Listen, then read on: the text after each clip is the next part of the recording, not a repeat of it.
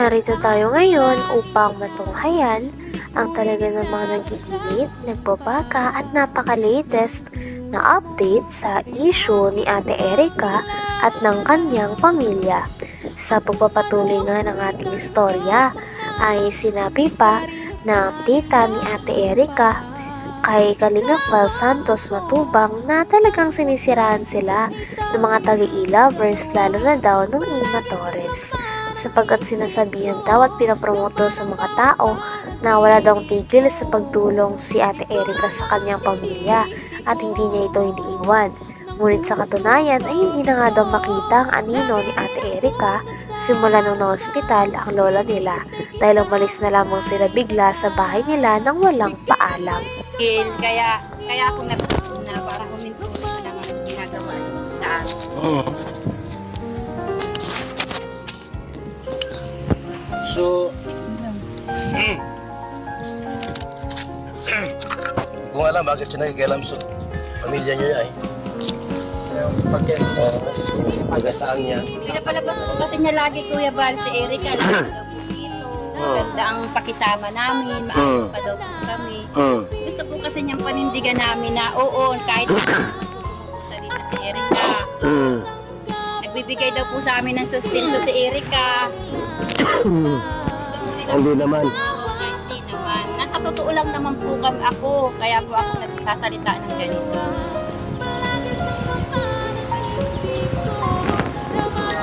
Nagtrabaho daw si Erica, siya daw nang bibigay sa amin, siya daw ng support. Alam mo yun, butog yun. Sabi ni Amy, Torres? Oo, yan o. Ito dyan. Iginigitin ng pamilya ni Ate Erica na may napunta sa kanilang pera o may tinatago silang pera na galing kay Ate Erica. Sa katunayan nga, sabi ng tita ni Ate Erica ay kapag may nagpupunta doon at may nagbibigay ng pera ay dumidiretso daw talaga ito sa ate ni Ate Erica na nagngangalang Sheila May. Kaya hindi daw nila magets kung bakit sinasabi ng mga taga-e-lovers na meron daw silang sustento, pera na nakukuha at consistent daw sa pagtulong si Ate Erica sa kanyang pamilya. Grabe daw at pinapalabas talaga ng mga ito na mabuti si Ate Erica at hindi niya kinakalimutan ng kanyang pamilya. Ngunit sa katunayan ay matagal niya na nga raw tinalikuran kasama ng kanyang ate ang kanilang pamilya na bumuhay at nagpalaki sa kanila simula bata pa sila.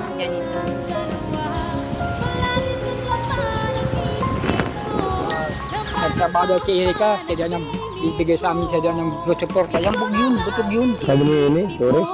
Oo, yan o. Need ko dyan. Hindi naman. Wala yan, wala. Nagtrabaho lang para sa kanila at sa kanya lang. Hindi ka nag-i-interest na bigyan kami. Ay, ako'y marunong din ako magkait para ba ng hanap buhay. Siya lang naman, hindi naman ako. Ayaw niya tiyahin ko nakapagsasabi rin yan. Siya rin ang nakakita ng pera na dinala dito. Kung sino ang tumanggap ng pera, tulog kami. Sa anong pera yung galing kanino? Kay Sir John A. daw po. Magkano? Yun na po, hindi po alam ng tiyahin ko. Para saan ba yun? Yung papabahay po. Yung Sa lupo. kasi siya daw po nakakita. Habang doon yung mga kabutugan ng mga panis. Samahan nilang yan. Pasok siya ng hindi niya na.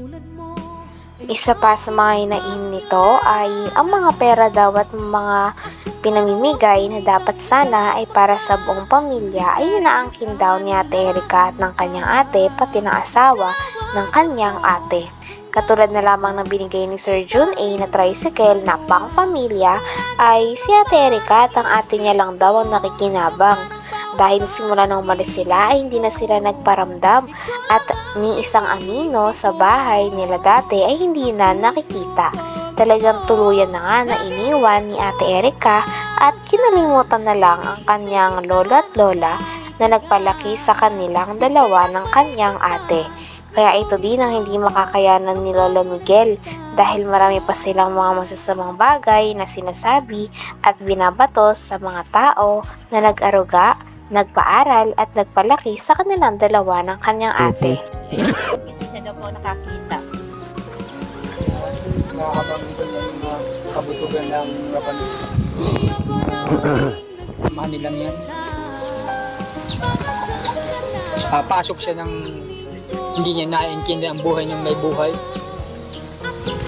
Nakikialam sila.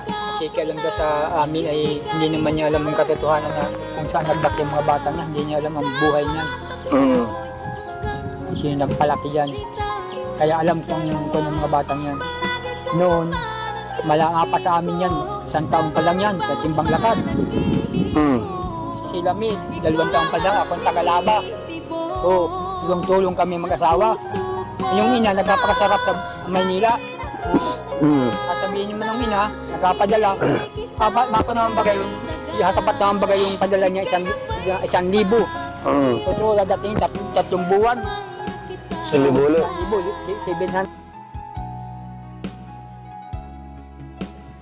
Pinaparatangan din si Lolo Miguel na siya daw ang kumukuha ng pera dahil siya daw ang inuutusan o pinapakausapan na bumili ng mga gamit sa loob ng bahay na pinagawa ni Sir Jun A para kay Ate Erica sa kanyang pamilya. Ngunit kiit naman ni Lolo Miguel ay wala naman daw napupunta sa kanya sapagkat pinapabili lang daw siya. At kapag pinabili daw siya ng gamit ay binibili niya naman daw talaga ng walang labis at walang kulang. Talagang ang source ng pera ay nanggagaling kay Sheila May na ate ni Ate Erica. Dahil sa kanya daw nagpapadala at siya ang kumakausap kay Sir Jun A. Sabi pa nga ni Kalingap Val Santos Matubang ay may tuturing talaga na parang buhay prinsesa si Sheila May dahil may mga taga-utos ito. Kung saan nagbak yung mga bata na, hindi niya alam ang buhay niyan. Sino nagpalaki yan. Kaya alam kung yung mga batang yan. Noon, malanga pa sa amin yan. 1 taon pa lang yan, sa timbang lakad. Si Lamid, 2 taon pa lang, akong tagalaba. Tulong-tulong kami mag-asawa. Yung ina, nagpapakasarap sa Maynila. Sabihin naman ng ina, nagpapadala. Mako naman bagay yung, sapat naman bagay yung padala niya 1,000. Pero dadating 3 buwan. 1,000. 700, 500. Isipin daw po ninyo kung makakasapat naman yun. Yung hirap po, nandoon na. Naroon na. Pagkain ng mga bata, baon, hatid sundo. Hindi na naisip, tapos papasok kayo ng gayon, hindi mo niya ka ano-ano yun. Wala siyang alam sa mga batang yun. Kaya yung imituris niya, butog yan. Napasok yan sa gayon mga sikat, hindi mo niya alam. Ba't alam siya sa pamilya? Dagdag pa ng lolo ni Ate Erica ay may mga naninira daw sa kanila na hindi naman sila tunay na kilala. Meron pa nga daw nagangalan na Ima Torres at marami daw itong sinasabi laban sa pamilya ni Ate Erica. Ngunit hindi nga daw ito kilala ni Lolo Miguel, maging ng tita ni Ate Erica. Talagang hindi nga daw nila ito kilala at wala naman daw silang pakialam sa buhay ng mga ito. Kaya hindi lang nila maintindihan kung bakit kailangan pa nilang manghimasok sa mga issue na ganito. Hatid sundo. Hindi na naisip, tapos papasok kayo ng gayon, hindi mo niya ka ano-ano yun. Wala siyang alam sa mga batang yun. Kaya yung imituris niya, butog yan. Napasok yun sa gayon mga sikat, hindi mo niya alam. Ba't alam siya sa pamilya niyo? Yun nga po ang hindi ko alam. Baka kung pamangkin niya. Alam ang buhay ng magkapatid. Yung pamilya sa social media, pwedeng i-demanda natin yun. Ay, kung po, hindi pwede yun. Ano? Po. Kasi kayo ang i-demanda, wala makang ginawang kasalanan. Wala akong kasalanan dyan. Bakit? Kayo ang sinisiraan. Ang paparatang ng kung ano-anong mga kasinungalingan niya, hindi ko man yung pira niya, wala man akong hinawakan ko yan, pero ibinili ko talaga ang utos nila. Nagpirma ko sa... Ako napirma doon sa hardware, na ako nag-receive ng ano. May mga resibo yun. Meron po yun. Hanggang dito na lamang muna ang ating napakainit, nagtitrending at talaga namang mas nakakaintriga na issue ni Ate Erica. Maraming salamat sa inyong panonood. Hanggang sa muli. Bye!